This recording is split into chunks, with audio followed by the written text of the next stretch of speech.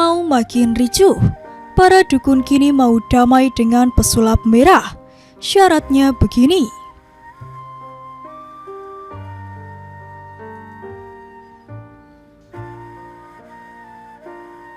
Perselisihan antara Persatuan Dukun se-Indonesia dengan pesulap merah menjadi sorotan publik.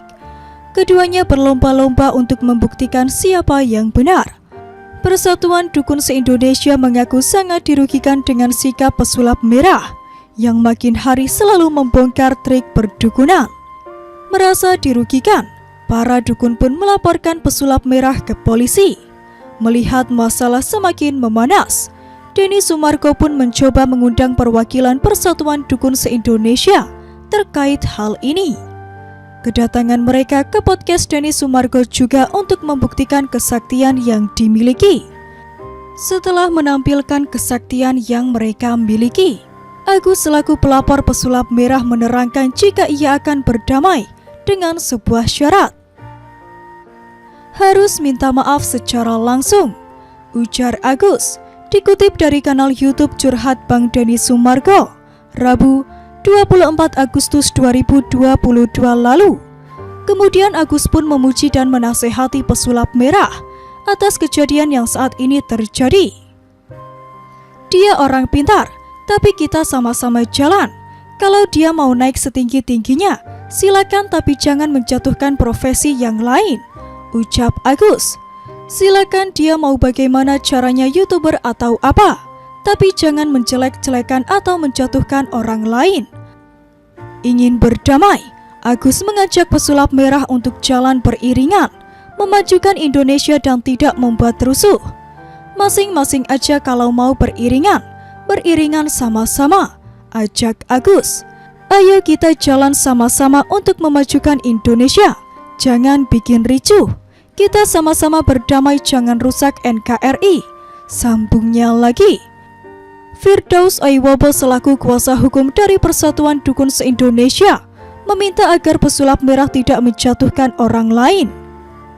Kalau mau jadi pesulap, jadilah pesulap, jangan menjatuhkan orang, pinta Firdaus Aiwobo.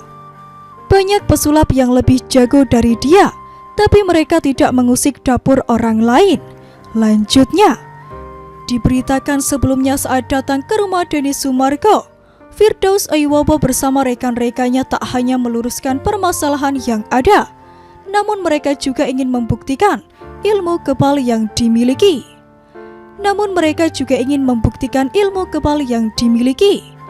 Ingin membuktikan ilmu kebal tersebut, Gus Irfan pun memanggil salah satu staf Firdaus Aiwobo yang bernama Yasin.